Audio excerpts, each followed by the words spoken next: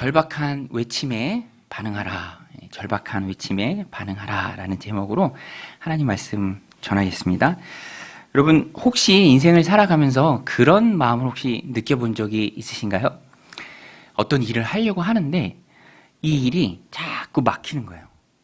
어떤 일을 계획하고 실행에 옮기는데 문이 활짝 열려서 수월하게 하는 게 아니라 자꾸 막히고 또 어려움도 생기고 장애물도 생기고 그런 일을 경험할 때 우리가 마음속에 그런 생각이 들죠. 이거 바른 일인데 하나님 기뻐하시는 일이라는 믿음이 내한테 있는데 왜 이렇게 진행이 안 되고 또 막힐까? 그런 생각을 우리가 할 때가 있습니다. 왜 그럴까요? 왜 선한 일을 계획하고 또 좋은 일을 하면서도 그렇게 막히는 것을 경험할까? 왜 그러냐면 하나님이 막으시는 이유가 거기에는 있습니다. 물론 그 모든 이유를 우리가 다 알 수는 없습니다. 하나님만 아시는 어떤 이유로 우리가 행하려는 계획들이 막힐 때가 있다는 것입니다. 저도요, 신대원을 졸업하고 원래 가졌던 계획이 뭐냐면 그것은 유학이었습니다. 유학 가서 조금 더 배우고 싶은 마음이 많이 있었어요. 그래서 신대원 3년 다니는 내내 유학이란 말을 입에 달고 살았습니다. 또 열심히 나름대로 준비도 하고요. 그래서 제 친구들은 네가 유학 제일 빨리 갈 것 같다 이렇게 얘기하는 사람들도 있었습니다. 그런데 그것은 지금 되돌아보면 온전히 그냥 제 계획이었어요. 하나님의 계획은 달랐습니다. 정윤교회에서 오래 있을 계획은 없고 한 1년이나 1년 반 정도 있으면 되겠다라는 생각으로 왔는데 웬걸 10년을 있었죠. 30대에 와서 40대가 되어버렸습니다. 그리고 지금은 또 여러 성도님들과 함께 이곳에서 강동 정연교회를 세워가고 있죠. 그러니까 내 계획과 하나님의 계획이 다르다라는 거예요. 그리고 그때에는 내 계획이 이루어지는 게 아니라 하나님의 계획이 나를 통해서 이루어집니다. 여러분, 내가 내 삶을 계획할지라도 그 길을 인도하시는 분은 하나님이신 줄로 믿습니다. 할렐루야. 하나님의 계획이 나를 통해서 이루어지는 것이죠. 그래서 오늘 본문에도 보면은요, 바울이요, 아시아에서 말씀을 전하기를 원했습니다.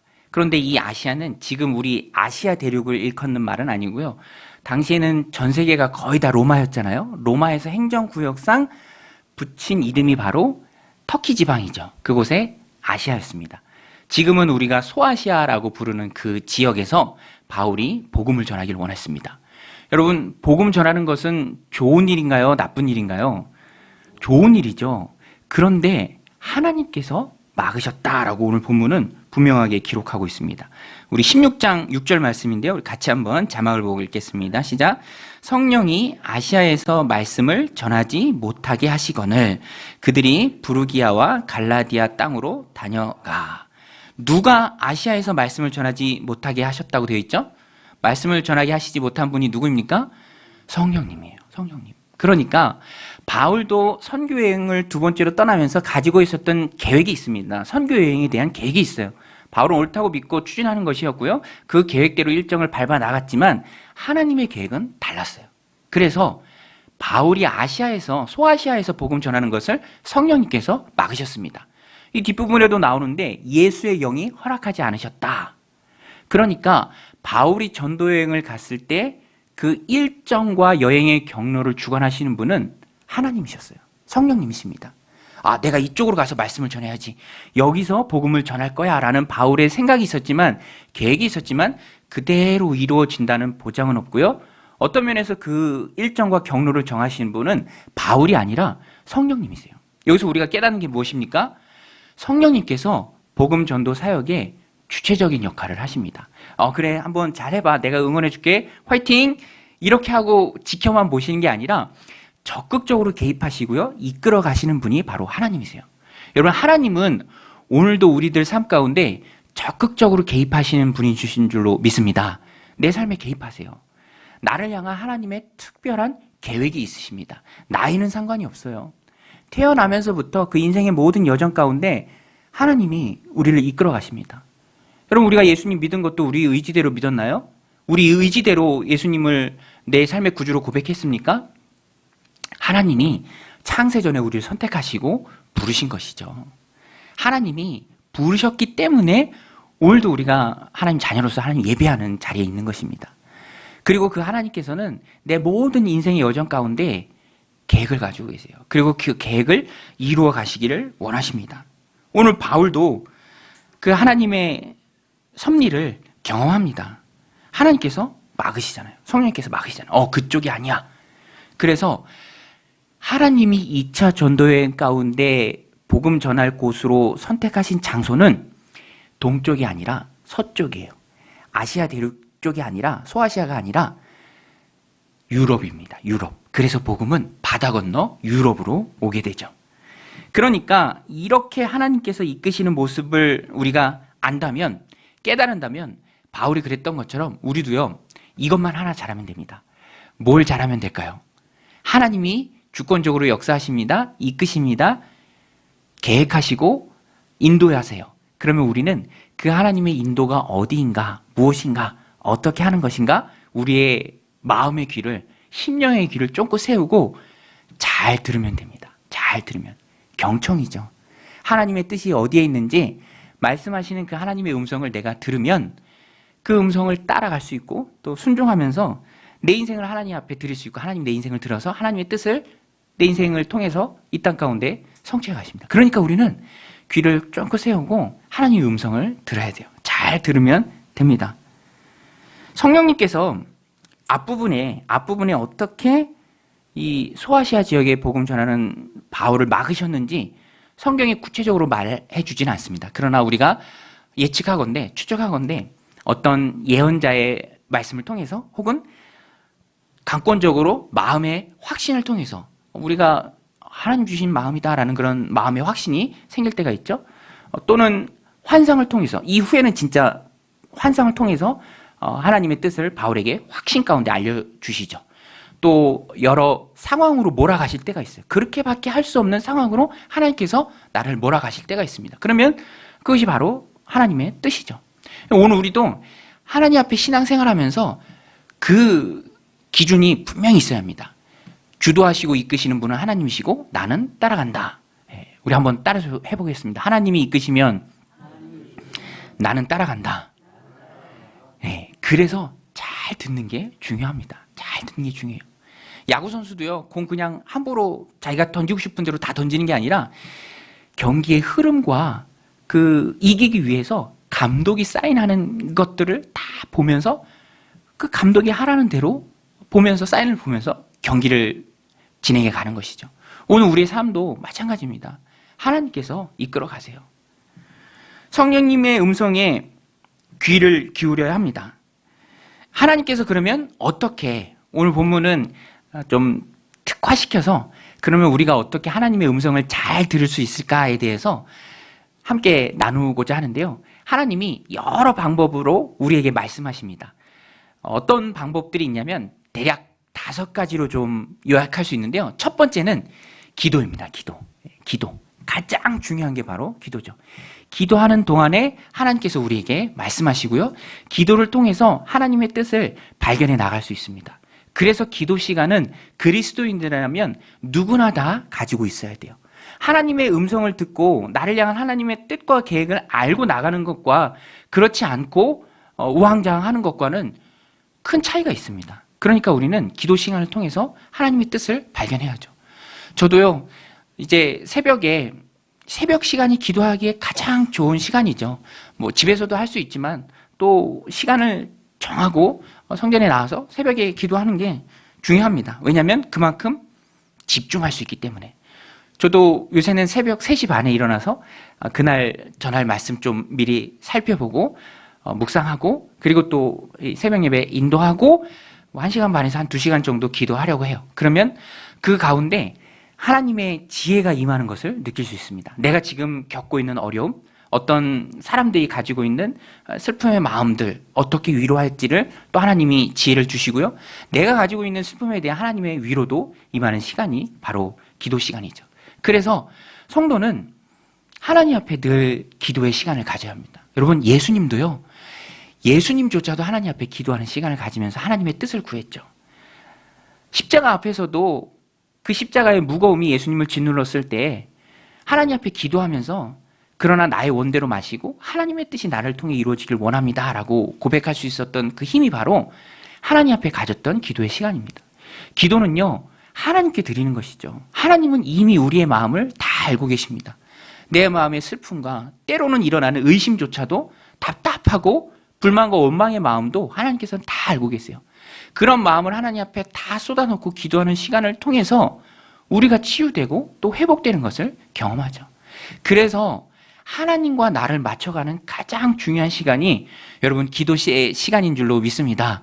그래서 우리는 항상 기도하기에 힘써야 합니다. 왜?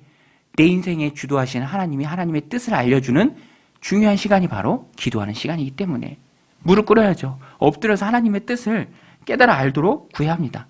육신도요, 힘들면 쉬어야죠. 쉬어야 합니다. 그래야 몸이 회복되잖아요. 영혼도 영혼의 가장 큰 쉼을 누릴 수 있는 시간은 하나님이 내 마음을 만져주는 시간이고요. 그 시간은 바로 하나님과 교제하는 기도의 시간이죠. 내 마음을 하나님 앞에 다 내려놓을 수 있는 기도의 시간입니다. 그때 우리가 여러분 보세요. 사람이 살아갈 때 에너지가 필요해요. 뭘 하든 에너지가 필요합니다. 에너지가 없으면 번아웃되고 고갈되는 것이죠. 그런데 그 에너지는 바로 하나님이 나와 함께 하신다라는 것을 느끼면서 그 에너지가 내 안에 샘솟게 돼요. 그리고 그 도구가 바로 기도의 시간입니다.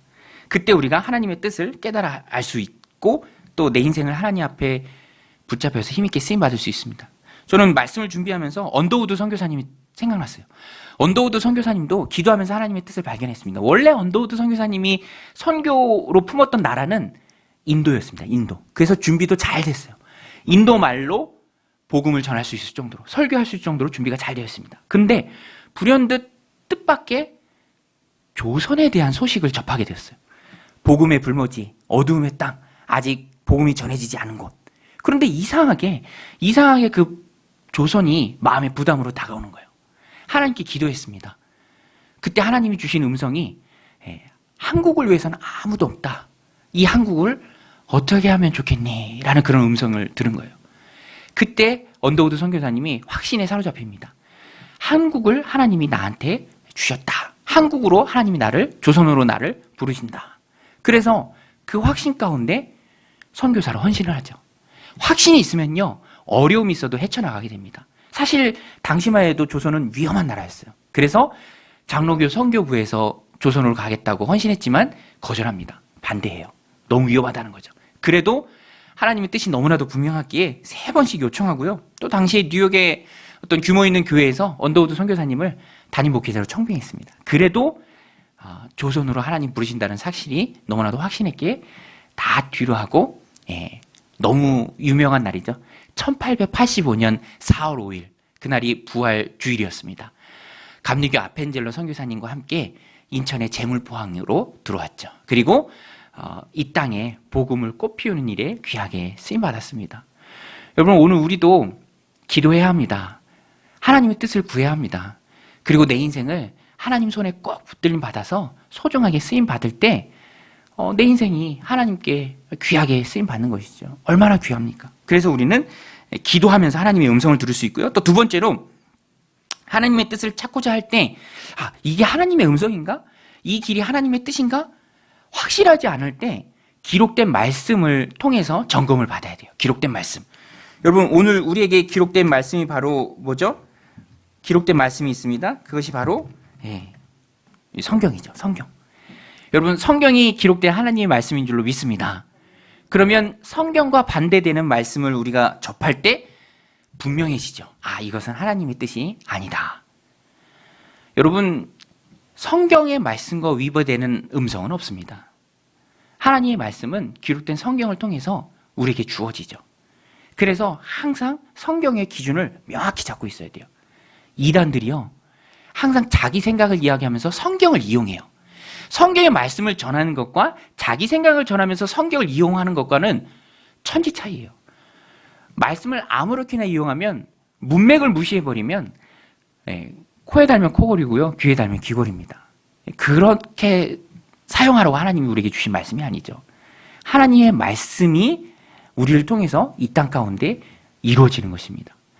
오늘 우리가 방역에 철저히 나서는 이유도요, 하나님의 말씀에 이웃을 사랑하라, 내 몸과 같이 사랑하라 라는 말씀이 있기 때문에 어느 때에는 예배를 포기하면서까지 우리가 방역에 힘씁니다. 이웃을 사랑하고 교회의 본질이 영혼구원에서 제사 삼는 일인데 코로나가요, 얼마나 영혼구원에서 제사 삼는 일에 방해가 됩니까?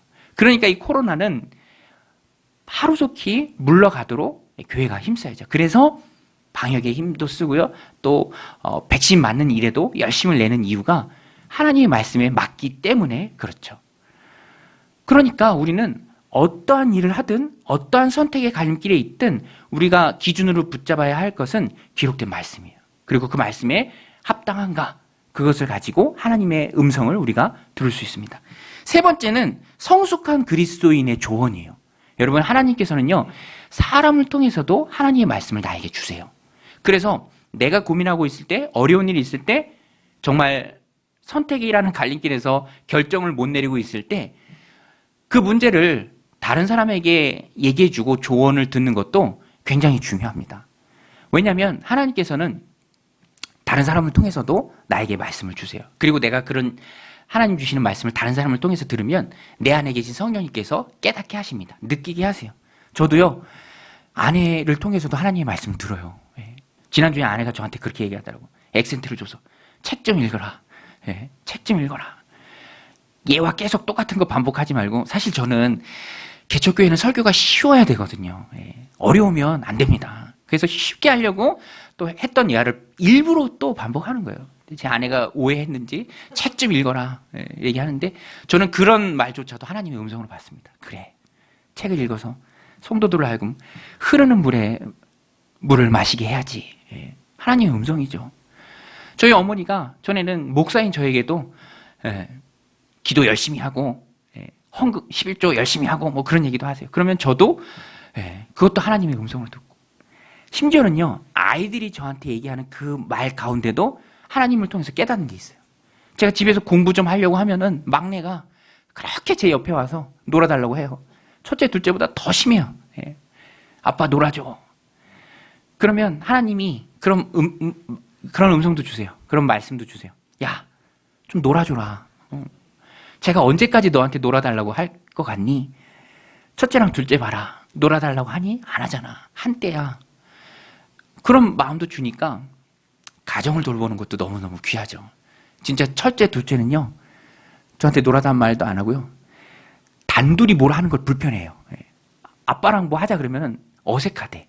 그래서 피해, 아빠를. 근데 막내는 전혀 그렇지 않죠. 여러분, 헌신이라는 것도 하나님의 일에 대한 헌신이 있고요, 교회에 대한 헌신이겠죠. 또 가정에 대한 헌신이 있습니다. 직장에 대한 헌신도 있어요. 직장 근무 시간에 막 큐티하고 성경책 보면 안 돼요. 그래서 그 시간에는 또 열심히 일을 해야 합니다. 그런 골고루 균형이 갖춰진 게 바로 하나님의 헌신이죠. 그러니까 그런 삶의 작은 부분에서도 나를 향한 하나님의 뜻을 캐치하고 또 잡아낼 수 있습니다. 왜냐하면 하나님은 주변 사람들을 통해서도 나에게 말씀하시죠. 그리고 마지막으로 다섯 번째가, 네 번째가 바로 동기입니다. 동기. 이게 내가 지금 하려고 하는 이 일이 나를 위한 일인가? 그렇지 않으면 하나님을 위한 일인가? 나의 필요인가? 하나님의 필요인가를 우리가 정직하게 물어볼 필요가 있습니다. 하나님의 필요라면, 내 욕심이 아니라 그것이 하나님의 필요라면 그것은 분명한 하나님의 뜻이고 우리가 순종해야 합니다. 나의 필요가 아니라 하나님의 뜻이기 때문에, 하나님이 원하시는 것이기 때문에. 그래서요, 저도 그것을 항상 점검합니다. 내 필요가 먼저 나가는 건지, 내가 하고 싶은 건지, 그렇지 않으면 내가 이렇게 하는 것을 하나님이 원하시는 건지. 우리 교회에 카페가 있잖아요. 그런데 카페에도 보면 이제는 코로나라 많은 분들이 막 다수가 오는 건 아니에요. 오시는 분들이 항상 오십니다. 그런데 어떤 분들은, 특정한 요일에 오시는 어떤 분은 제가 전에 듣기도 했어요. 그분도 그 삶 가운데 주님이 필요한 부분들이 있어요. 주님이 필요한 부분들, 삶의 핸디캡이 있어요. 그러면 그분들이 바로 복음이 필요한 분들이죠. 교회가 필요한 분들한테 가서 복음을 전하는 것이 아니라, 물론 그런 부분도 필요하겠지만 교회를 필요로 하는 분들, 또 복음을 필요로 하고 주님을 필요로 하는 분들, 그런 분들이 정말 열린 마음이 있는 분들이죠. 그런 분들을 우리 교회에서는, 특별히 우리 교회에서는 명칭을 정했습니다. 여러분들도 좀 익숙하게 들어두세요. VIP. 가장 소중한 사람이죠. 주님께 소중한 사람, 주님이 필요한 사람, 주님의 위로, 주님의 도우심, 주님의 사랑이 정말로 필요한 사람들이죠.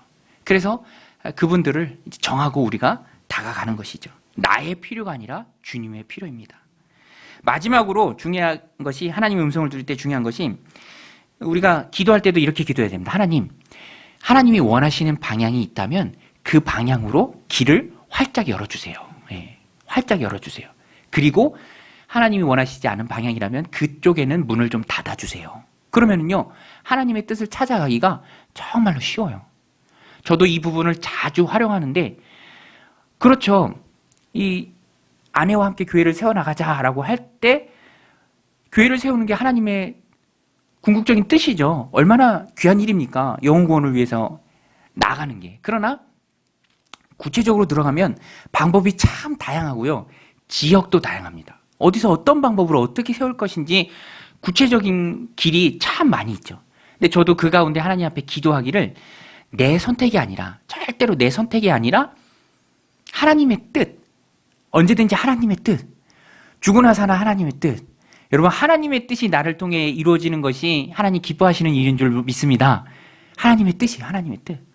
그러니까 결국엔 가능성을 열어두고 하게 돼요. 그러면 하나님께서 어떤 길에 있어서는 막으시기도 하고 문을 닫아주시기도 하고, 또 하나님이 뜨신 길에는 활짝 열어주십니다.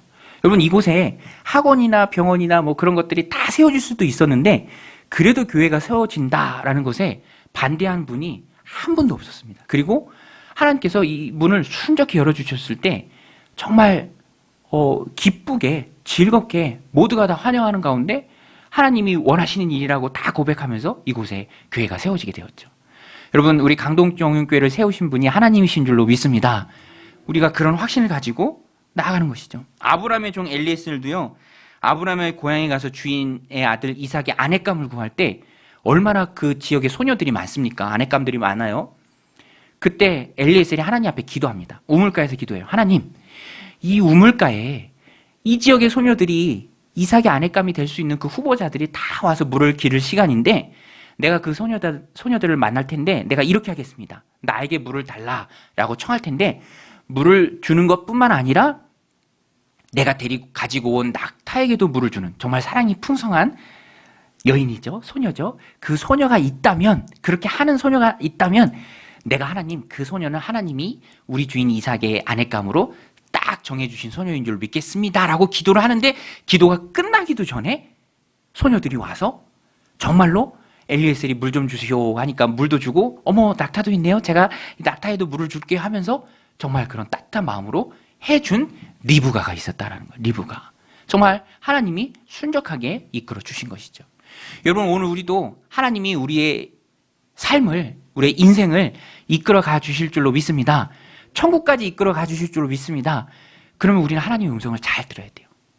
주변 사람을 통해서 내게 주시는 말씀, 상황 가운데 주시는 말씀, 또 기도하며 하나님이 직접적으로 내 안에 넣어주시는 그런 감동들, 그런 하나님의 음성들, 우리가 잘 따라가야 합니다. 여러분, 우리가 인생에 결정할 일들이 얼마나 많이 있습니까? 또 청소년 같으면 인생을 결정하는 너무너무 중요한 시기잖아요. 그때 하나님의 음성 들어야죠. 잘 들어야 합니다. 굳세게 들어야 합니다. 그리고 그 인도하심을 잘 따라가야 합니다. 오늘 바울 일행 전도팀 보세요. 얼마나 하나님의 음성을 잘 듣고 또 따라갑니까? 그러니까 유럽을 완전히 예수 그리스도로 뒤엎잖아요. 복음이 그 유럽을 다 덮게 됩니다. 오늘 우리도 하나님의 뜻을 잘 따라가는, 그래서 황식 가운데 하나님 주신 인생을 걸어가는 믿음의 백성들, 거룩한 주의 종들이 다 되시길 바랍니다. 또 한 가지 오늘 본문에서 중요한 포인트는요, 와서 우리를 도우라라고 말한 사람입니다. 와서 우리를 도우라. 너무 중요한 절절한 외침이죠. 우리 같이 한번 해볼까요? 와서 우리를 도우라. 바울의 꿈속의 환상 중에 마게도냐 사람이 했던 말입니다. 마게도냐로 건너와서 우리를 도와주라. 우리 9절 말씀인데요. 우리 같이 한번 읽겠습니다. 시작. 밤에 환상이 바울에게 보이니 마게도냐 사람 하나가 서서 그에게 청하여 이르되 마게도냐로 건너와서 우리를 도우라 하거늘. 하나님의 뜻은 마게도냐에 있었어요. 그리스 북부 지방이죠. 여러분 지금 머릿속으로 터키 지도를 한번 그려보세요. 거기가 바로 바울이 복음을 전하고 싶었던 소아시아 지역입니다. 드로아, 무시아 또 그 지역이 다 거기 있어요. 그런데 그 건너편, 거기까지가 이제 아시아로 보죠. 건너편 에게해를 건너서 이제 빌립보로 가죠. 이제 거기가 바로 유럽의 시작입니다. 그러니까 바울은요 복음 들고 유럽으로 간 거예요. 하나님만 아시는 어떤 이유로 복음은 서진을 했습니다. 동쪽이 아니라 서쪽으로 흘러갔어요. 서쪽으로. 그리고 그 복음이 이제 마게도냐 지방을 이제 뒤엎는 거죠. 바울이 들고 간 그 복음으로 인해서. 그러니까 바울이 꾼 이 꿈은 정말 역사적인 순간이에요. 복음이 유럽으로 가는 그런 역사적인 순간입니다. 그리고 그 중심에 마게도냐 사람의 외침이 있었습니다. 절규가 있었죠. 와서 우리를 도우라. 와서 우리를 도우라. 복음 없이 죽어가는 우리를 불쌍히 여기고 복음 없이 죽어가는 우리에게 복음을 전해주어서 우리가 영원 구원을 받게 해다오라는 절규죠. 외침입니다. 그래서 바울은 영원 구원에 힘을 씁니다. 힘있게 야 이게 하나님 우리에게 주신 사명이구나. 마게도냐에 가서 복음 전하는 것이 하나님의 뜻이구나라는 것을 인정하고요. 확신 있게 힘 있게 거침없이 나아가서 복음을 전합니다. 그 성에 가서도 우리 다음 주에 살펴볼 텐데 어려움을 많이 만나요. 그럼에도 불구하고 그것이 하나님 주신 사명이기 때문에 복음 전하는 것이 교회의 사명이기 때문에 사도의 사명이기 때문에 힘있게 나아가서 전합니다. 오늘 우리도 우리를 구해달라는 예수님 없이 죽어가는 많은 영혼들이 외치는 그 절규를 들을 수 있는 영적인 귀가 있어요. 와서 우리를 도우라. 복음으로 도우라. 여러분 그 절규에 지금도 선교사님들이 세계 곳곳에 나가서 복음을 전하고 있습니다. 지난주에 우리 협력 선교하는 조대승 선교사님이 카톡으로 전화를 했어요. 통화하면서 저보고 놀라운 소식을 알려주겠다고 하면서 자기 가족이 코로나에 걸렸다라고 얘기하더라고요. 코로나에 걸려서 15일간 엄청 고생했다라고 얘기하더라고요. 이 조 목사님은 백신을 맞았는데 사모님이 백신 안 맞았어요. 그래서 사모님을 통해서 바이러스가 들어오고 또 이제 어린 아기죠. 아기도 걸려서 3일 동안을 고열에 시달렸답니다. 그 의료 환경이 열악한 가운데 부모의 마음이 얼마나 무너지겠어요. 그러면서 조대승 선교사님은 정말 후각을 완전히 잃어버려서 냄새가 안 난다. 그런 얘기도 하더라고요. 그리고 또 뭐 기도 부탁도 하고 기도하겠다. 여러분 조대승 선교사님 가정이 하나의 은혜 가운데 어려운 시기를 넘어가고 있는데 더 안전하게 선교사역 감당할 수 있도록 기도해 주시길 바랍니다. 복음 때문에 그곳에 있는 거죠. 저희 둘째한테 그 얘기하고 이제 차 안에서 얘기하고 이제 집으로 가는데 차 안에서 애가 충격을 받았어요. 자기가 아는 사람 중에 코로나 걸린 사람이 한 사람도 없는데 조대승 목사님 코로나 걸렸다고 하니까 애가 충격을 받아서 말을 못 잊으면서 또 아진이도 열난다고 하니까 빨리 와야 된다는 거예요. 빨리 거기 왜 갔냐고. 지금 네팔에 그 열악한데 빨리 들어오라고 얘기하라고. 저도 그러고 싶죠. 그러나 그곳에서도 절규하는 영혼들이 있잖아요. 3억 3천만 개라는 가짜 신에 억눌려서 숨쉬지 못하고 도와달라는 복음으로 도와달라는 그 네팔 사람들의 절절한 외침이 있습니다. 그러니까 거기서 복음 사역을 감당하는 것이죠. 저는 말씀을 준비하면서 네팔이 선교지이지만 또 우리 교회에게 가깝게 허락하신 선교지가 바로 이 고독지구다라는 그런 마음이 들었어요. 고독지구. 제가 이 교회 처음에 공사 시작할 때도 어떤 분이 저는 처음부터 고독지구가 우리의 선교지다라는 그런 마음이 강했는데 어떤 분이 공사하는데 좀 보태 쓰세요라고 하면서 이렇게 쇼핑백에 헌금을 담아서 줬는데 물론 그런 헌금도 감사하지만 거기에 편지를 써놨는데 그게 참 제 마음에 와닿았어요. 뭐라고 써놨냐면 이미 교회 이름을 정했습니다. 강동정연교회. 강동정연교회가 고독지구에 죽어가는 영혼들을 구원하는 구원의 방주가 되길 원합니다. 근데 이 고독지구라는 그 말이 마음에 참 와닿았어요. 여러분, 우리 교회는요, 철저한 지역교회가 되길 원합니다. 이 고독지구를 감당하는 교회, 고독지구를 품는 교회, 이 고독지구의 영혼의 절규를 듣고 그 영혼들을 구원하기 위해 힘쓰는 교회. 고독지구가 하나님 우리에게 주신 귀한 선교지죠. 여기, 이곳에 그래서 하나님께서 강동정육교회를 세워주셨습니다. 바울이 마게도냐 사람들을 도운 것처럼 우리는 오늘 우리에게 주신 영혼들입니다. 맡겨주신 영혼들이에요. 이 고독지구의 영혼들을 도와야 합니다. 복음이 필요한 분들이 있어요. 복음이 필요한 분들이 있어요. 제가 이렇게 다니다 보면은 이렇게 뭐 다 젠틀맨 같아요. 고독에 사시는 분들은 다 그렇게 마음이 좋은 것 같아요. 그래서 한편으로는 좀 이 도전도 되는 게, 그럼에도 불구하고 여러분들 인생 가운데 예수 그리스도가 필요하다. 이 땅이 전부가 아니다. 예수 그리스도가 필요하다. 교회가 힘있게 영혼 구원에 나가려면, 그래서 제가 우리 교회가 있는 단계를 좀 말씀드리면, 지금은 일꾼 모으기 단계다라고 말씀드릴 수 있어요. 일꾼 모으기 단계. 하나님 보내주시는 귀한 일꾼들이 있죠. 또 일꾼이 있어야 합니다. 바울도요, 혼자서 한 게 아니라 바울과 함께 일하는 팀이 있었습니다. 팀. 신라가 동행했고요. 또 우리 지난주 기억하고 계시나요? 지난주 로스드라에서 누구를 픽업했죠? 누구를 픽업했죠? 바울의 믿음의 아들 외할머니 로이스와 어머니 유니게로부터 신앙을 잘 물려받은 하나님 준비한 복음의 일꾼 누구죠? 디모데.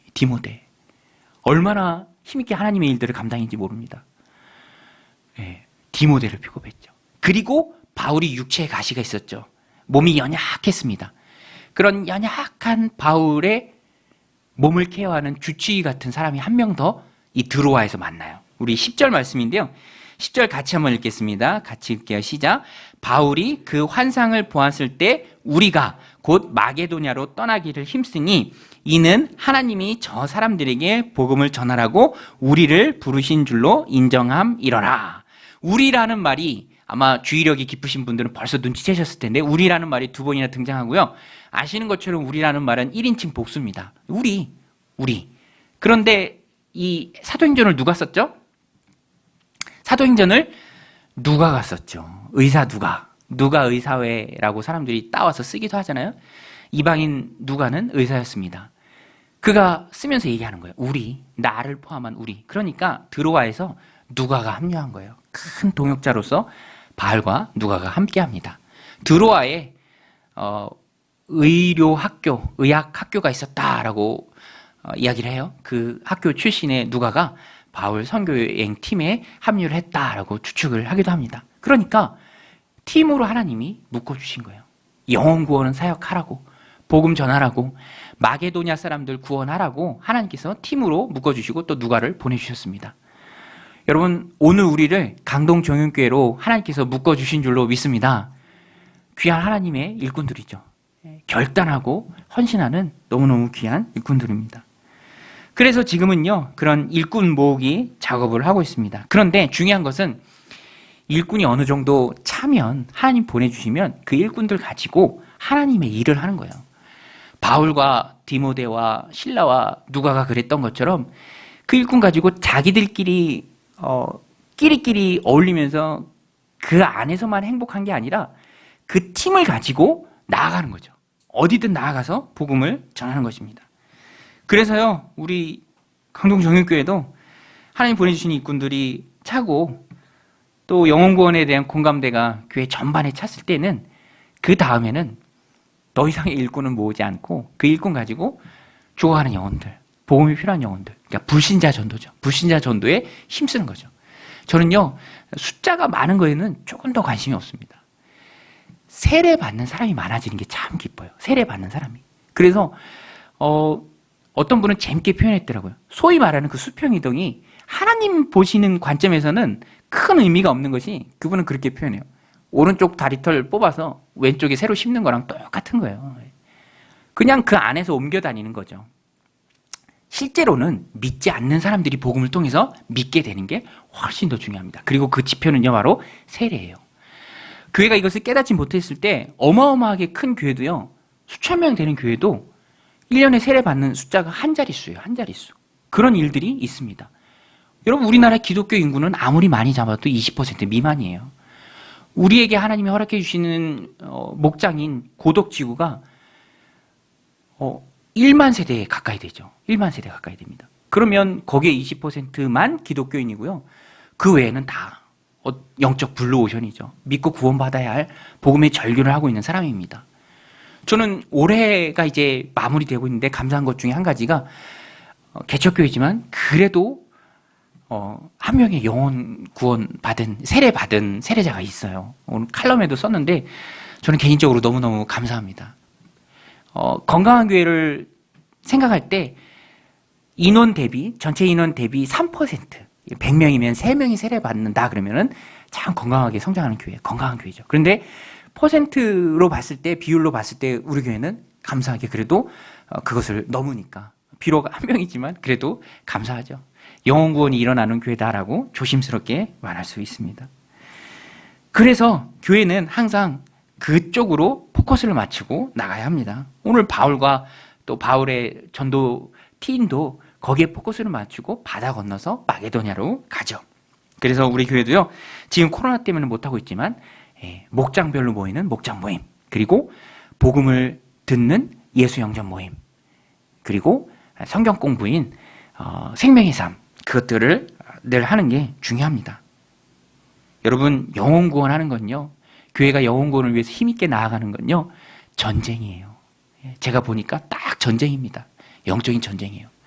마귀가 영혼을 뺏기려고 하겠습니까? 그 악착 같은 마귀가 자기 수하에 있는 단 한 명의 영혼이라도 뺏기려고 하겠습니까? 발악을 하겠죠. 택한 자라도 할 수만 있다면 삼키려고 울며 삼킬 자를 찾는 게 마귀인데, 우는 사자와 같은 게 마귀인데 어떻게 마귀가 그 영혼들을 빼앗기려고 하겠습니까? 그러니까 영적인 전쟁이죠. 오늘 우리도 하나님 세우신 이 귀한 교회 공동체를 통해서 함께 팀으로 영적인 전쟁에 힘있게 또 나가야 할 줄로 믿습니다. 그것이 하나님이 우리에게 주신 귀한 사명이죠. 그래서요, 하나님이 부르신다, 그 부르심이 확실하다, 하나님의 음성이다, 이것은 하나님이 나에게 주신 사명이다 라고 하나님 그런 믿음을 주신다면, 보장이 되진 않아도, 완전하진 않아도, 확실한 건 없어도 일단 그 믿음의 발걸음을 떼는 게 영적인 전쟁에 승리할 수 있는 귀한 비결이에요. 저도 이 강동정육교회 시작하면서 첫 예배 날짜가 정해지고 공사는 뭐 거의 다 완전해지고 이 안에 집기류들을 채울 때 저는 다른 일 때문에 바빠서 아내한테 그렇게 얘기했어요. 아내가 어차피 처음에 반주자여서 스타필드 가서 그 신디, 우리 키보드 치는 거 신디 2개 사와라. 본당에 하나 놓을 거, 교육관에 놓을 거. 그래서 아내가 가서 사다가 뭐 걱정이 됐는지 염려가 됐는지 솔직한 마음으로 저한테 전화를 하더라고요. 사서 이제 계약하기 전에, 여보 근데 하긴 하는데 하다가 안 되면 2개나 샀는데 하다가 안 되면 어떡해요? 라고 이렇게 묻더라고요. 예. 그런 마음들이 있죠. 제가 다 이해합니다. 남자도 그런데 여성이라면 그런 마음이 얼마나 많이 있겠어요. 하다가 안 되면, 그때까지 확실해진 건 아무것도 없었어요. 뭐 어떻게 되겠다, 누가 와서 도와주겠다, 그런 거는 전혀 없었던 시기에 아내가 그렇게 묻더라고요. 그래서 제가 아내를 안심시키면서 그렇게 얘기했습니다. 야, 하다가 안 되면 그냥 우리 집에 갖다 놓을 테니까 일단 사와라. 일단 사와라. 여러분, 제가 보니까요, 믿음은요, 어느 순간에는 그것은 모험입니다. 모험. 믿고 가보는 거예요. 그러면 하나님이 은혜로 채워주시는 것을 우리가 경험할 수 있고요. 그래야만 믿음의 확신이 우리 안에 계속 세워집니다. 해보니까 되더라. 해보니까 하나님이 은혜로 채워주시더라. 그래서 우리는 항상 믿음의 발걸음을 떼야 합니다. 그리고 하나님이 부르시는 그 일은 너무너무 귀한 일이죠. 영혼을 구원하는 일입니다. 지옥 갈 영혼이 나로 인해서, 우리 강동정교회로 인해서, 나의 수고 헌신을 인해서 그 사람들의 영혼의 형태가 완전히 바뀌어버리는 거예요.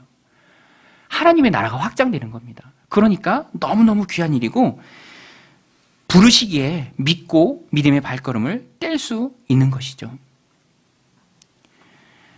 그러면 하나님께서 확실하게 결단하고 나아가면 확실하게 채워주십니다.